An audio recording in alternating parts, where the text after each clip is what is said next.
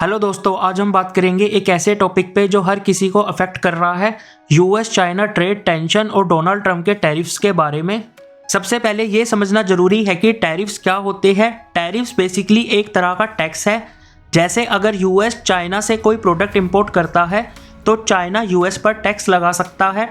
Trump ने अपने tenure में काफ़ी बार टैरिफ्स को यूज़ किया है अपनी ट्रेड पॉलिसी को सिक्योर करने के लिए, और ये काफ़ी कंट्रोवर्शियल रहा है। अब ट्रंप ने ये डिक्लेयर किया था कि वो मेक्सिको और कनाडा पे 25% टैरिफ लगाएंगे, जो कि एक बहुत बड़ा अमाउंट है। ये उन कंट्रीज़ के लिए बहुत बड़ा शौक था क्योंकि इन दोनों कंट्रीज़ के साथ यूएस का ट्रेड रिलेशन बहुत स्ट्रॉन्ग है।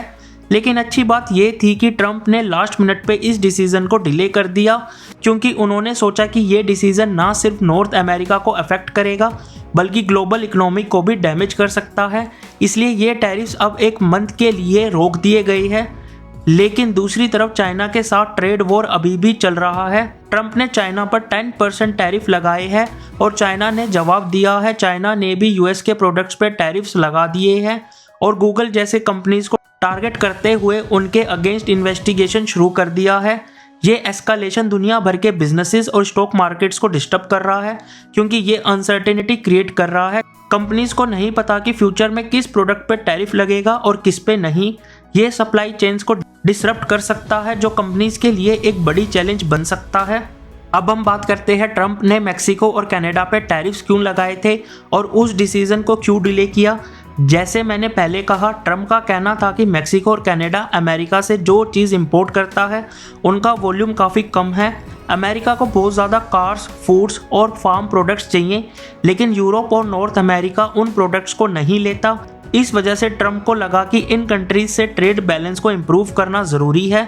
ट्रंप ने जब टैरिफ्स इम्पोज करने का प्लान बनाया था तब उन्होंने कहा था कि मेक्सिको और कनाडा को अपनी ट्रेड पॉलिसी को एडजस्ट करना होगा ताकि अमेरिकन प्रोडक्ट्स को ज़्यादा स्पेस मिले और उनके गुड्स पे कम टैक्स लगाया जाए। लेकिन जब ये टैरिफ्स लगते तो इसका ग्लोबल मार्केट पे इम्पैक्ट होता। यूएस और कनाडा के बीच का ट्रेड सबसे ज़्यादा एग्रीकल्चर और ऑटोमोबाइल सेक्टर में होता है। अगर ये टैरिफ्स लगते तो कार की प्राइस बढ़ जाती और फार्मिंग इंडस्ट्री को भी नुकसान हो सकता था।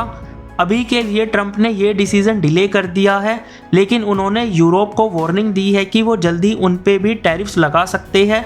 यूरोप को ये वार्निंग दिया गया है क्योंकि ट्रंप का कहना था कि यूरोप यूएस के प्रोडक्ट्स को कम इंपोर्ट करता है, लेकिन यूएस यूरोप से काफ़ी चीज़ें इंपोर्ट कर रहा है। इससे ट्रंप ने ट्रेड इम्बैलेंस को लेकर अपना फ्रस्ट्रेशन एक्सप्रेस किया है। लेकिन ये भी समझना जरूरी है कि ये डिसीजन सिर्फ यूएस के लिए नहीं बल्कि पूरी दुनिया के लिए रिस्क क्रिएट कर सकता है। जैसे कि अगर यूरोप पे टैरिफ्स लगता है तो ये ग्लोबल ट्रेड को स्लो कर सकता है, और ये स्पेसिफिकली इंडिया के लिए भी इम्पोर्टेंट है क्योंकि यूरोप यूनियन इंडिया का सेकंड लार्जेस्ट ट्रेडिंग पार्टनर है। अगर यूरोप यूनियन पे टैरिफ्स लगता है तो इंडियन एक्सपोर्ट्स जैसे टेक्सटाइल और फार्मास्यूटिकल्स को भी नुकसान हो सकता है। अब बात करते हैं चाइना के रिस्पॉन्स के बारे में। जैसे कि मैंने पहले डिस्कस किया था, ट्रंप ने चाइना पर 10% टैरिफ लगाए हैं और चाइना ने इसका जवाब दिया है अपने ही तरीके से। चाइना ने यूएस प्रोडक्ट जैसे कोल, लिक्विफाइड नेचुरल गैस और एग्रीकल्चर इक्विपमेंट पर 15% और 10% टैरिफ लगा दिए हैं। ये रिटेलिएशन क्लियर साइन है कि चाइना अपनी इकोनॉमी को प्रोटेक्ट करने के लिए रेडी है और इससे ग्लोबल सप्लाई चेन्स और मार्केट को काफ़ी डिस्टर्बेंस हो सकती है। चाइना ने एक और मेजर स्टेप उठाया है, गूगल के ऊपर एंटी ट्रस्ट इन्वेस्टिगेशन स्टार्ट कर दी है। ये इन्वेस्टिगेशन दिखाता है कि चाइना अब अपने टेक सेक्टर को भी प्रोटेक्ट करना चाहता है और यूएस बेस्ड टेक कंपनीज को टारगेट कर रहा है। गूगल जैसे कंपनीज को इस तरह से टारगेट करने से यूएस चाइना ट्रेड टेंशन और भी कॉम्प्लेक्स हो जाते हैं और इससे पूरी दुनिया की इकोनॉमी पर लॉन्ग टर्म इफेक्ट हो सकता है। अब ये सिर्फ यूएस और चाइना के बीच की बात नहीं है। जब दो बड़ी इकोनॉमीज आपस में ट्रेड वॉर करते हैं तो उसका impact global supply chains, stock market और करेंसी मार्केट पर होता है। वर्ल्ड की बहुत सी कंट्रीज डिपेंड करती है यूएस और चाइना के ट्रेड पे, और अगर ये टेंशन बढ़ती है तो उन कंट्रीज को भी नुकसान हो सकता है। और इसके साथ यूरोपियन यूनियन भी अब एक टारगेट बन रहा है।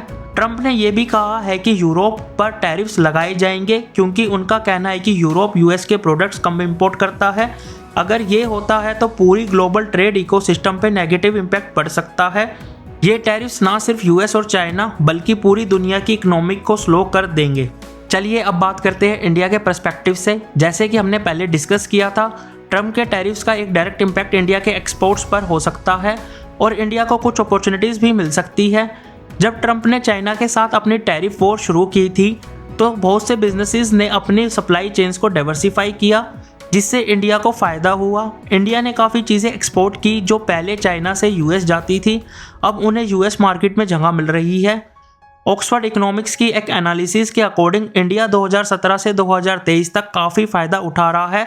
ये एक अच्छी अपॉर्चुनिटी थी इंडियन बिजनेसेस के लिए, क्योंकि इंडिया ने यूएस मार्केट में अपनी पोजीशन मजबूत की थी, जैसे फार्मास्यूटिकल्स, टेक्सटाइल्स और ऑटोमोटिव पार्ट्स जैसे सेक्टर्स में।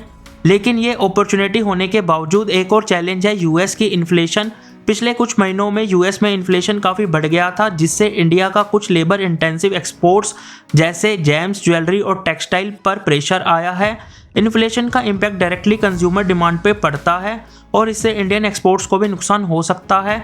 और ये भी समझना ज़रूरी है कि जब एक कंट्री टैरिफ्स इम्पोज करती है तो उसका डोमिनो इफेक्ट होता है। जैसे ट्रम्प ने मैक्सिको, कनाडा और चाइना पे टैरिफ्स लगाए, वैसे ही दूसरी कंट्रीज़ भी अपने प्रोडक्ट्स पर टैरिफ्स लगा सकती है। ये एक चेन रिएक्शन क्रिएट कर सकता है जो सबको अफेक्ट करेगा। जैसे अगर यूएस अपनी कार मैन्युफैक्चरिंग इंडस्ट्री को प्रोटेक्ट करने के लिए जापान, जर्मनी और कोरिया से इंपोर्टेड कार्स पर टैरिफ लगाता है, तो ये ग्लोबल कार मार्केट को भी इफेक्ट करेगा।